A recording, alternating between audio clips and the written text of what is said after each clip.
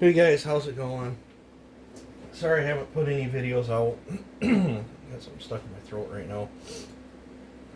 I needed some more deflectors for some upcoming builds that I gotta do, and so I stopped over at Joe's the other day, and I took this with me and we pulled it. And what did I do with the dyno sheet?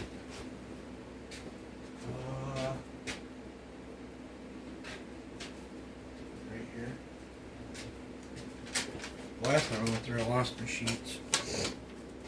But its best pull was 6.83, and the sheet that he gave me looks like it settled in at 6.74 with 3.26 foot-pounds of torque. So that's this top end that's on that test mule saw. Now with this crankshaft that's in here, with this full circle crank that's in here, every time I've tested it, I've made a little less horse. I'd have to look back through stickers, dyno pulls, but I want to say it was almost two-tenths of a horsepower less power with the full circle crank. It pushed the peak power up, narrowed the band, but pushed the peak power, it shrinks it down into an area, pushes it higher up into the band. I think it was like 500 RPM when I was doing testing on it. So it's great if you're trying to target a specific RPM to get your max power at. But I suspect when I pull this top end off, and that's what my messed up carburetor, it won't hold a tune too, that it did that. I have a Shindaiyo, a 492 that needs a top end. The gentleman purchasing the 492 off from needed a top end, and with the money situation right now, I was like, well, go ahead and pull the top end off and knock some off the price of the saw, because I knew I had this top end or the one I had on this previous that I could have threw on it, but I'm not completely sold on that 6.4 horse one with the exotic stuff in it. I don't know, but in the way I did this, I'm thinking about throwing stock piston in this cylinder and doing carb mod to the shafts on the 492. I'm thinking about running this muffler because I really like how it sounds and behaves with this port work. I'm thinking about using this muffler for the 492, but no, I got 6.83. I suspect it'll probably still be in that same range, even though dropping some of the duration out by a piston swap, because it should give it more of the green saw feel is what it should do. But yep, so this will be getting probably tore down in the next day or so and swapped over into that 492. And then I did that little 1/4 inch pitch video on my 2511, and I'm not sure what the future holds for that saw. I might sell it, I might not, I don't know. I do got some upcoming tree work I got to do, and then an older gentleman friend of mine, he's getting up there in age now. He just got a hold of me the other day, and he's got a big oak that was tipped over. I think I don't even know what size saw he's got, but he cut what he could up on it, and now it's to the part where it's too big for a saw. And I don't know, I might get some footage of me going over and cutting that up, and I might just have to fly over there and chop it up and not get no footage. But I'm gonna cut it up and block him into pieces big enough where he can load them in his truck for him. But I finished this port job on this 501. I got to test and tune that one, get that shipped out.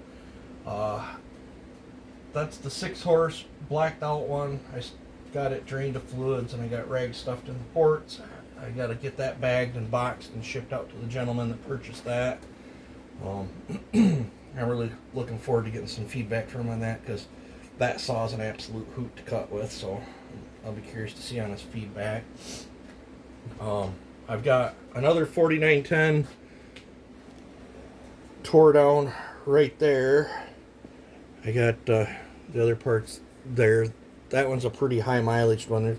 That's got the most carbon that I've ever seen on the top of a 4910 piston, honestly. So I gotta get all that off there. I got the cylinder. The top of the cylinder has just as much carbon as the piston. So I got that soaking in the parts washer. It's hoping I can get all the carbon out of it. But I've got the 492s in that Roy box, and then I got another 4910 there I got to do. And I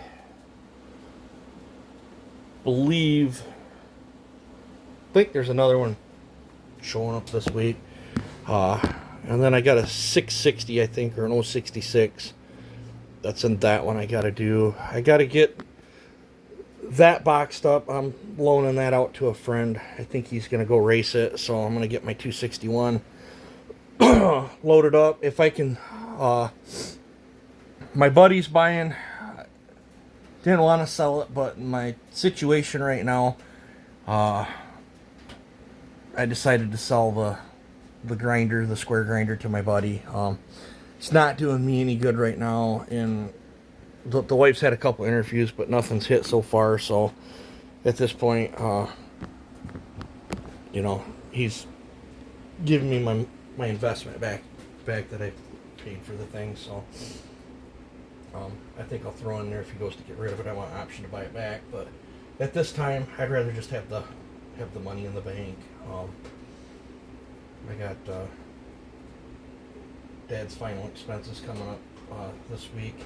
Gray truck blew a tranny line on me. Red truck popped a wheel bearing, and the car's got a broken strut. So awesome. When it rains, it pours. Speaking of that, it was 70 degrees 2 days ago. Now it snowed, and it's like 30 degrees. It rained, and then it snowed. And I think they're saying next week it's going to be in the 26s or something. I was hoping winter was just going to give up and we roll into spring, but we're not there yet.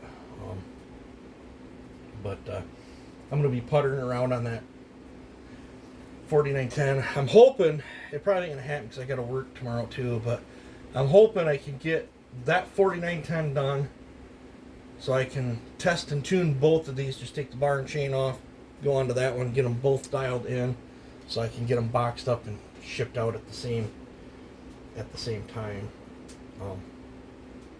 I do know I'm going to be doing this other, while I got all the tooling out and the bits and all that, I'll be doing the other 4910 as well. So,